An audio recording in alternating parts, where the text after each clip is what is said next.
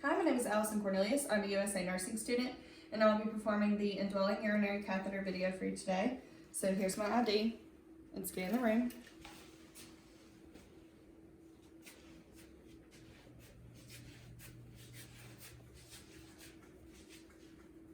So the first thing I'm going to do is verify my order and verify hospital policy, and I will perform hand hygiene. Then I'll identify my patient with two identifiers. So I have Jaguar J. Jones, date of birth 8/25/1963, MR number 4176352. The allergies are penicillin, and I see that on the bracelet. And I would ask my patient if they had any other allergies that I needed to know about. Then I will explain the procedure to my patient. And now I'm going to identify three justifications on why my patient would need the indwelling urinary catheter. So there's three different possible reasons that I'm going to explain. So to assist in healing of open sacral or perineal wounds in incontinent patients, acute ventilator dependent respiratory failure, or acute worsening of mental status. So now that I've done that, I can gather all my equipment and put on my gloves, remove my trash can, and perform hand hygiene. Then I can provide privacy and raise the bed, lower the side rails, put my patient in dorsal recumbent position. So my legs are being represented by these towels. This is how the legs would be. They would be bent and out like this. And so I'm working below the waist level, but in a hospital setting, I'll be working above the waist level to maintain sterility. So now I'm going to put on my gloves, my clean gloves.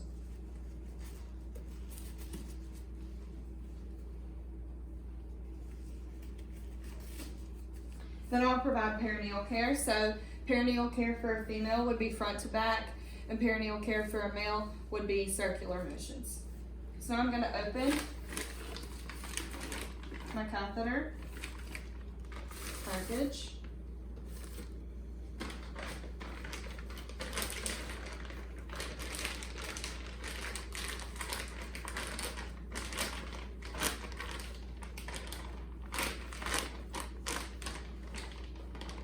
So I'm going to have this as a trash bag over here.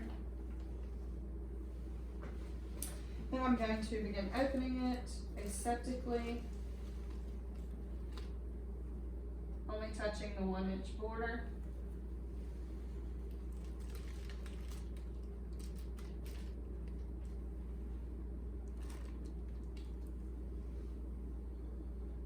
Okay, so I'm going to be taking my clean gloves off and throwing them away. Then I'm going to perform hand hygiene and put on my sterile gloves. I'm not turning my back to my sterile field.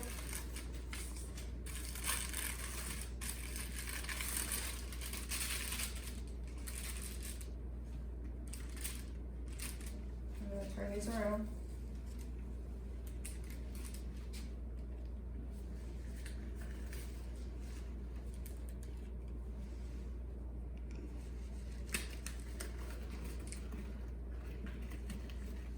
So now that I've got these on, I can adjust.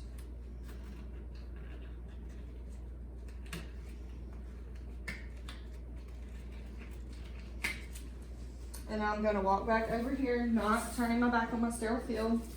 I'm going to take my sterile rope out. Careful for it not to touch my forearms.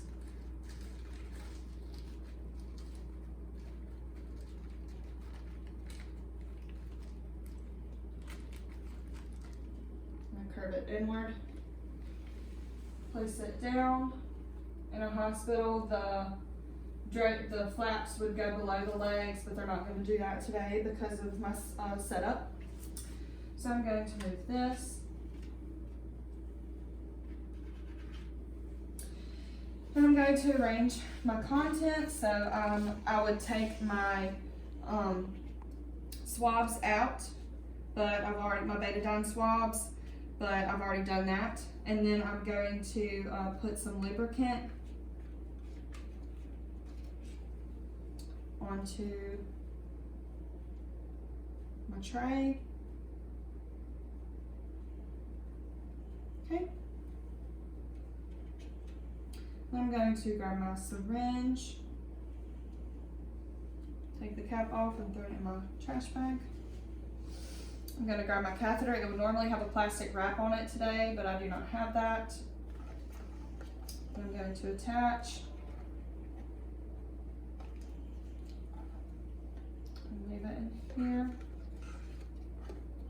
Actually, I'm going to move it over here so I can place it in the lubricant. So for a female, I would lubricate 1 to 2 inches, and for a male, I would lubricate 5 to 7 inches. So I'm gonna just move my box to make it easier placement. Okay. Now I'm going to perform care. So I'm going to grab and spread right here. Now this hand is contaminated, that hand is. And I'm going to take my betadine swab and wipe the far labia and throw it away. The near labia and throw it away. And the center and throw it away. I'm going to keep my hand here and begin insertion. So actually I'm going to move this box closer to make it easier on me. I'm going to begin insertion. So I'm going to tell my patient to bear down as if they were voiding and take long, deep breath in and out. I'm going to insert until I feel urine coming out. For a female, I would stop right here and advance 1 to 2 more inches, but a male, I would go all the way to the bottom point. I'm going to grab the end and begin inflating my balloon.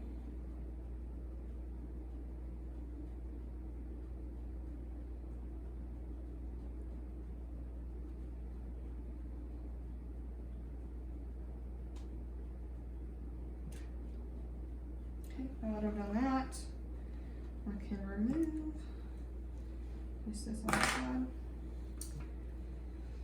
Now that I've done that, I can pull back until resistance is met. Okay, and then advance a little bit so I don't have pressure on the bladder. Then I can secure it with a stat lock. So I'm going to let this rest right here, grab my stat lock, take it out of the packaging. I'm going to wipe the area on the inner thigh where I'll be attaching it. Then I would attach it, or actually I would place the catheter in there first and lock it. Then I would attach it and adhese it there. I'm going to leave this here and I'm going to grab my bag. In a normal hospital setting, I would place it on the bed frame at the bottom of the bed below the bladder level, but since I'm working at home, I'm going to place it right here on my chair. And I would attach this to the sheet, so this is going to simulate as my sheet at the moment for this part. Okay, so now that I have that there, I can begin demonstrating how I would take a specimen. So I'm going to take my cap off. This is for a specimen if the catheter was just inserted. So I'm going to have my graduated cylinder catch any extra urine. I accidentally touched this, but I would not let this touch the container.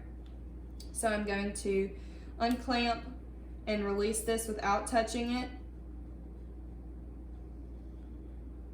Get however much I need and then reclamp and put the cap back on there and label it. Then for a catheter that has been in there for a while, like 4 to 6 or for a few hours, I'm going to uncap, take the clip off and kink the tube. Then I'm going to wipe the port with an alcohol swab.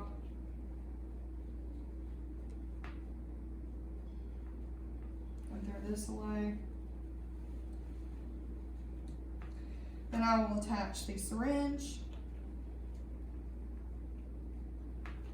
and pull out whatever urine I need, however much I need. I'll detach and begin putting the urine into my specimen container without touching it. Then I'll recap.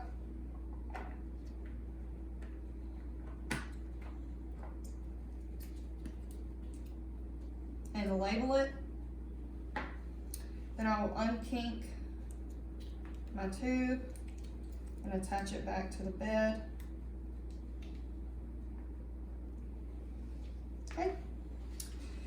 Then I will clean up all my supplies.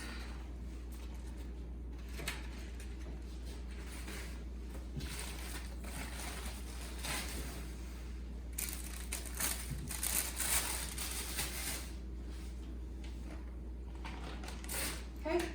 Then I would make sure my patient is, the bed is lowered, the side rails are raised, the call light is within reach, and my patient is in a comfortable position.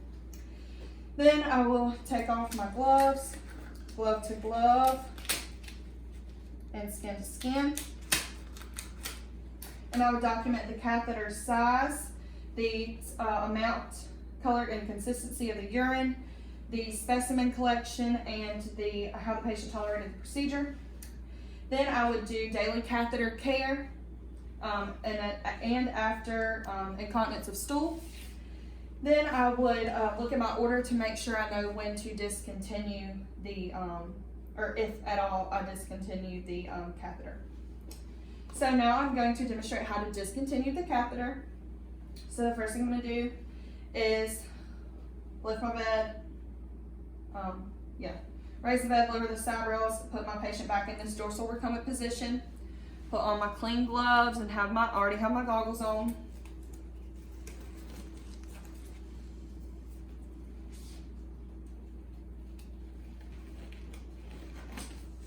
Okay. Then I will check the drainage in my graduated cylinder and measure out how much urine output there was. Then I would detach and detach from my stat lock.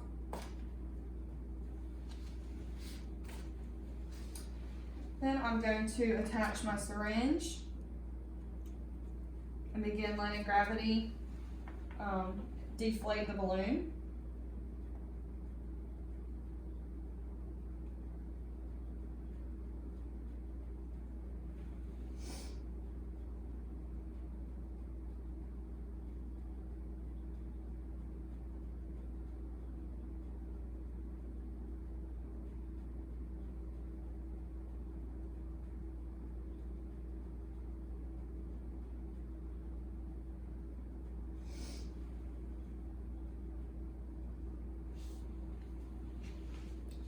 So it stopped a little bit because I've been practicing so much. So I would let gravity take it in a normal setting if I hadn't used this before, but I'm just encouraging it a little bit.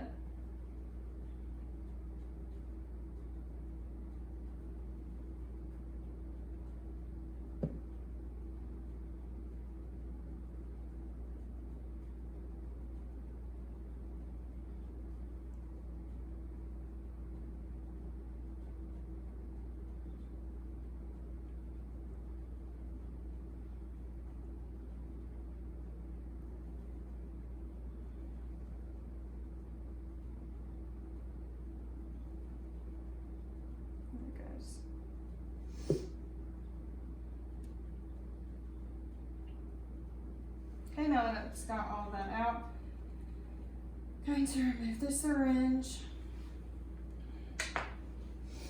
And then I'm going to let my patient know that I'm going to be taking it out. I'm going to take a deep breath and remove and discard.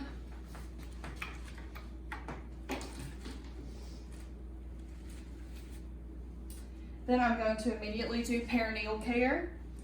And I'm going to lower the bed, raise the side rails, and make sure my patient's in a comfortable position with the call light within reach. Then I'm going to document the amount, color, consistency, and odor of the urine, the intact tip of the catheter, how much water return I got on the in the syringe, and how the patient tolerated the procedure. Then I will signs and symptoms of UTI. So those are fever, dark urine, blood in the urine, foul smelling urine, and painful urination. So then I would assess my patient every 4 to 6 hours for voidance, which is urinating. And then I would, if they weren't urinating, then I would do a bladder scan or palpate their bladder.